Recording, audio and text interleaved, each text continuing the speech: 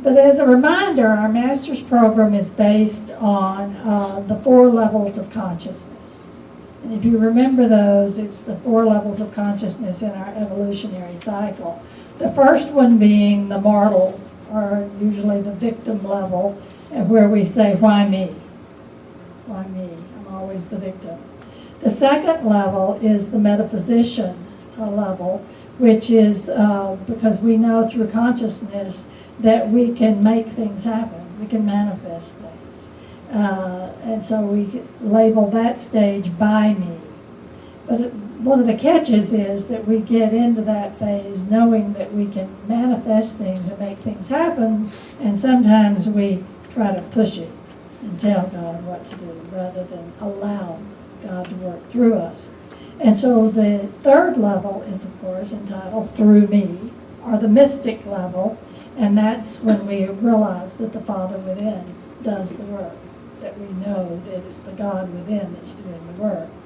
And then the fourth level is the master level, and it is as me, I am the master, I am one with God.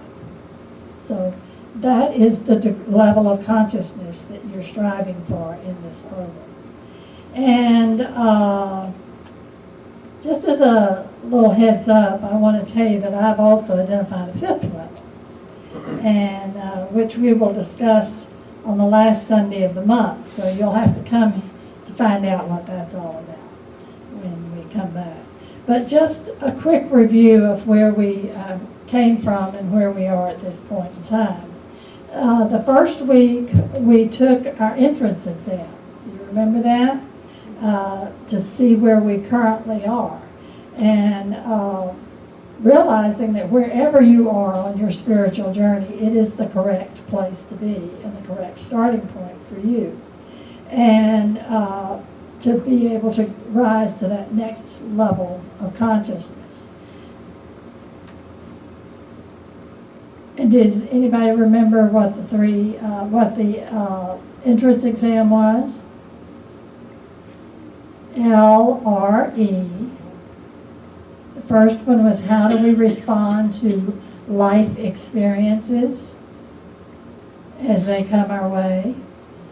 The R was our relationship with God. And what was the E? Earth stewardship.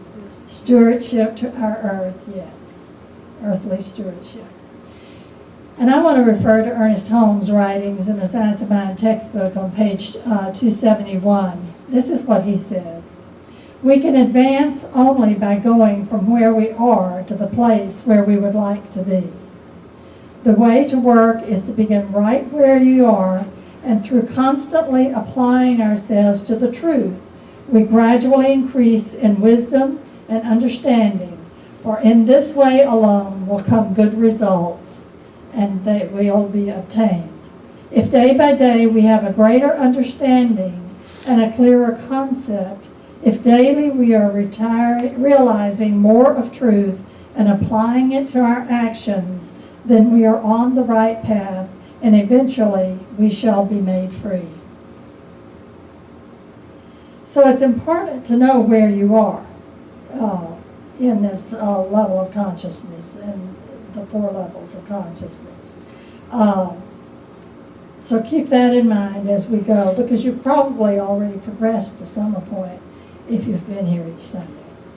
And then last week we explored living from this oneness by listening to divine guidance. Remember that? And how we hone our ability to discern divine guidance from what our ego or fear or other emotions are dealing with. And we did it in a 3-step process. I don't know if you remember the 3-step process, but the first step is to be able to listen.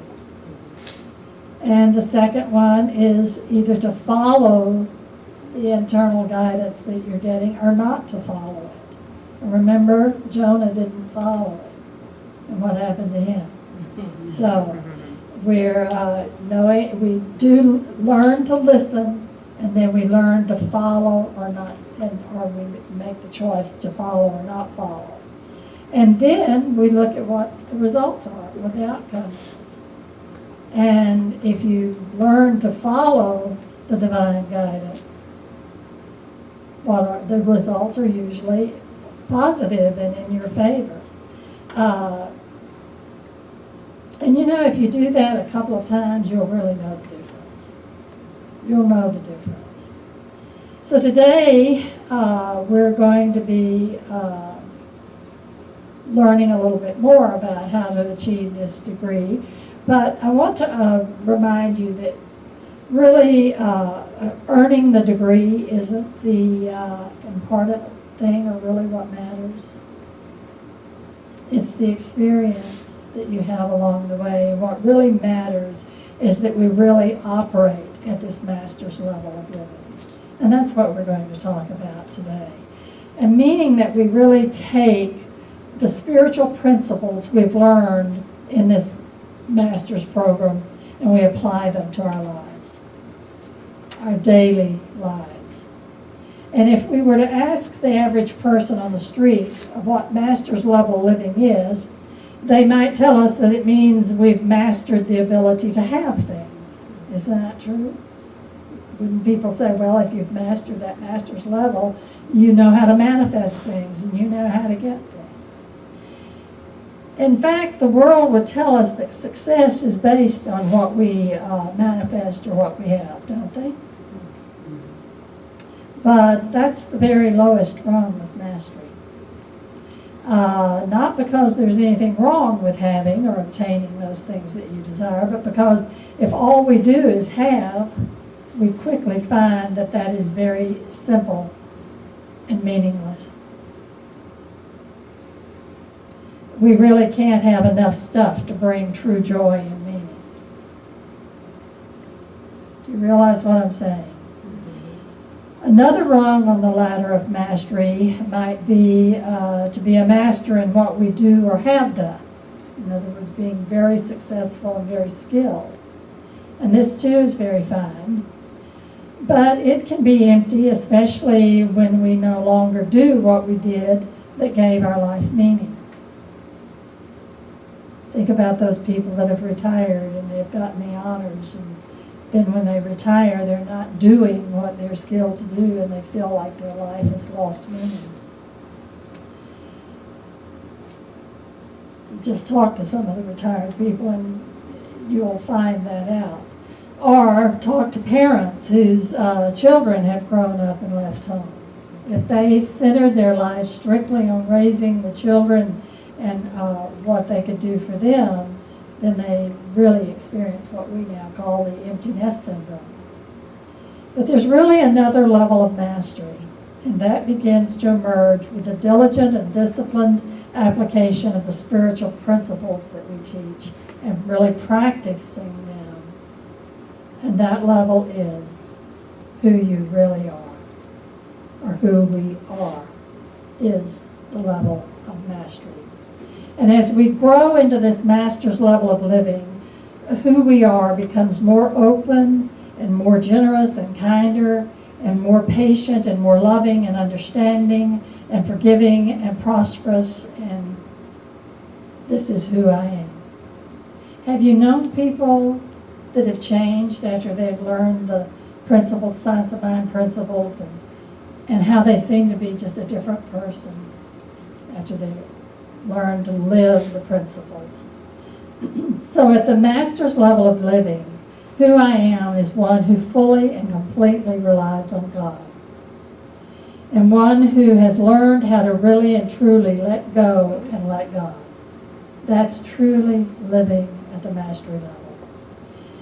Rather than feeling that way, rather than fully and completely relying on God, rather than learning how to really and truly let go and let God, we might sometimes feel like Atlas holding up the world. Have you felt like that? It was on your shoulders. And we carry whatever that load is. And we know this by the anxiety level that we live in. What is the science teaching us? The cortisol levels that we all produce, and where we feel upset and under stress, and where we feel concerned. and where the real irritation or the rub is, that's where we've not turned it over to God, and where we haven't let go and let God. We're still carrying the burden. When we hear those words, let go and let God, many of us think maybe two different ways. I'll let go and then I'll let God. I'll let go and then I'll let God. But that's not how it works. It's in the letting go that we actually let God. And I think probably the letting go is one of the most difficult steps to the whole process. But it's a tightrope that we kind of, a spiritual practice that we walk, especially as practitioners and lay practitioners. But we seek that perfect place of balance where we're able to let go. And you know, it doesn't mean surrendering your desire or the outcome that you're seeking. That's not what we mean by letting go. You're not giving up. It means surrendering your attachment, that it has to come out either the way you think it should, or even that the outcome needs to be exactly as you determine that it needs to be. Because in those situations, you're telling God what to do. You're not letting God work through you. You don't surrender the desire for what you're wanting to achieve. You surrender the attachment and allow the desire to happen. Is that making sense to you? And so you give it over to God and let God manifest it in divine time, in the divine right way. Now, it doesn't mean that you don't do anything. You do everything you know how to do. You work diligently as you can. You put your full heart towards something, but you still let God do it, and you let God take over. If there's any anxiety, you give it to God, because you can't carry it anyway, and none of us have the wisdom of the infinite when we are focused on our finite world, do we? We don't have that knowledge when we're so focused on what's going on right in front of us. So it's only when we let go that we have access to the divine mind from which all these ideas and inspirations come. It's by letting go. And remember, Mary Morrissey in her classes said God's first currency is ideas. Remember that? This concept works in the minuscule details of our lives, and it works in the magnitude of our lives, and that's called the Master's level of living. It works in all phases. And just to go back for a moment